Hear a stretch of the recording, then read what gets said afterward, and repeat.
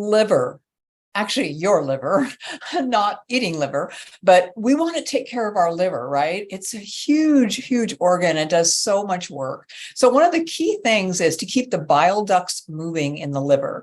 And what are bile ducts doing? Well, bile is actually produced when you eat fat, so that you can actually break down the fat. You can break down cholesterol. It helps you use your essential fats like vitamin A and vitamin D. So we want to keep that bile ducts open. So some of the things you can do is lemon juice first thing in the morning is great for opening up the bile ducts. I always say bitter for your liver. So anything that's kind of bitter, let's say dandelion greens are a little bitter, kale's a little bitter, that's good for your liver. But also beets are wonderful for your liver. Celery, dandelion greens. Did I already say that? Anyway, some of these wonderful foods. Let me see. Artichokes are wonderful. Parsley is wonderful. So you want to get these into the body and get those bile ducts moving because you want your liver functioning good. If you don't have a gallbladder, then you can do this as well.